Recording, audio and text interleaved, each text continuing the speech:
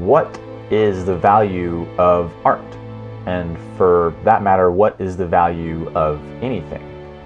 The value of something is what someone's willing to pay for it. And this is the same for anything from houses to cars to a shirt at the local clothing store. But what's more interesting when you look at art is the value of art, again, is only what someone's willing to pay for it. If you look at real estate or cars or any simple commodity, it's easy to see how this value's regulated. If someone's willing to pay that price, then they will.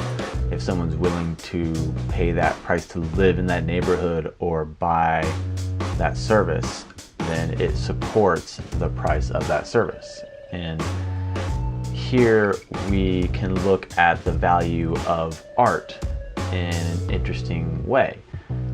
Michael Finlay says the very idea of art being worth anything to a mind trained to associate physical worth with functional value is ludicrous, since the apparatus that assembles value in art is a fuzzy one, a sum of socialized activities of no translatable worth in the real world.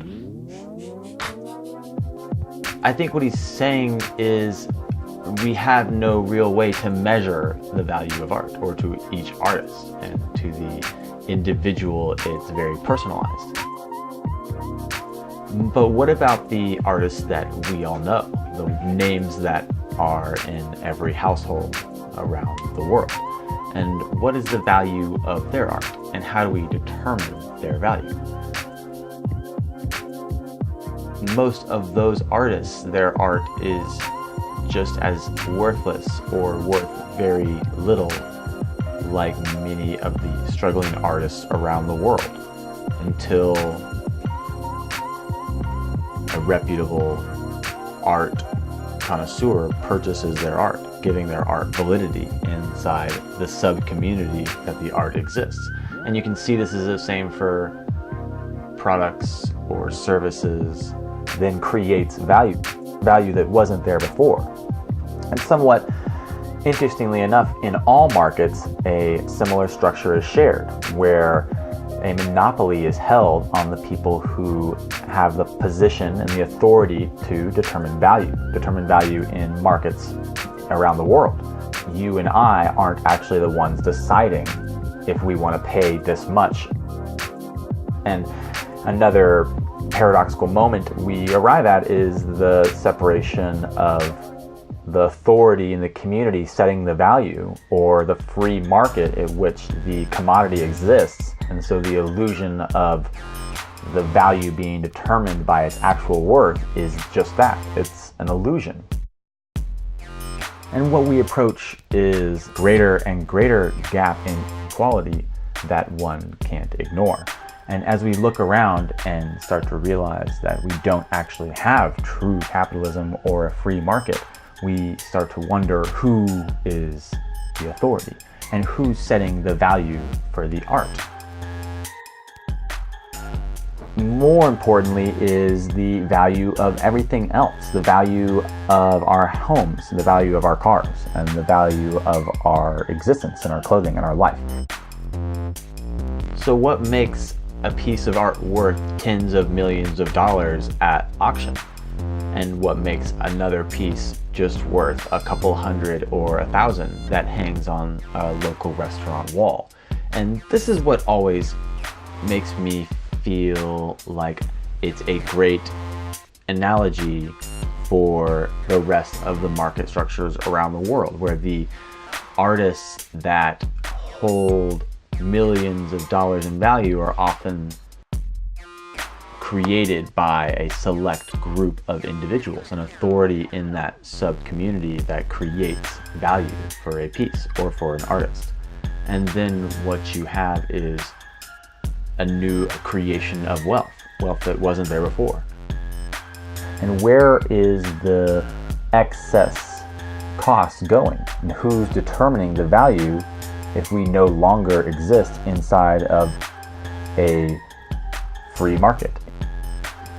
And here we can see what is often a paradox to the idea of a free market, or to the regulated, simple idea that value of something is what people will pay for it. Because now someone who possibly has more money than most of the community is willing to pay way more.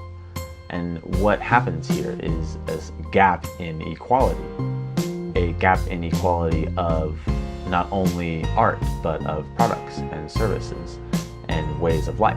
And here we can see a flaw in the system. We can see where the regulation and oversight can go wrong, where the authority setting the value of the work has a monopoly on the system. And what do we want for the value of art going forward? What would we like to see as artists? Interestingly enough, as artists of today, we have the creative potential to do what no robot will ever do. And as our future of a civilization heads more and more towards automation and towards AI, we look at the roles and tasks you and I will no longer be able to serve. And interestingly enough, we don't want these jobs. I personally would rather have a job where I create and imagine and dream than one where I labor away or follow a set of rules. I think as artists today, we have a very unique power. We are empowered as artists as we've never been before, with more mediums than one can possibly imagine. And what also happens is that we have an excess of art as well as artists. And often people are creating just for fun. They're creating because they love to create. And what will we want? But this is our potential as creators, as creative beings. The ability for us to mesmerize, to captivate, to connect dots that weren't visible to an analog or computer system. And here we arrive at the reason we want to determine the value of art, and not necessarily a monetary value, but a societal value. We in the future will have no choice but to respect and accept the role humans have to play in our place in this world.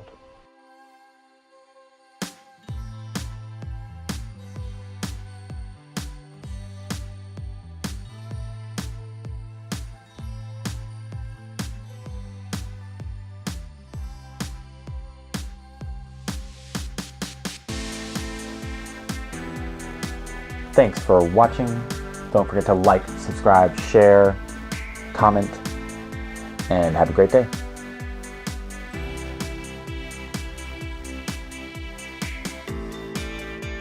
And interestingly, as we head towards automation,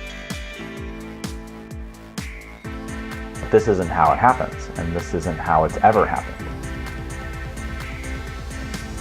Because the value is determined by the authority that tells you what to pay for it. But in an interestingly paradoxical situation, when we look at the art community, we can see a variance. We can see the exclusion to the rule, where art in itself is worthless.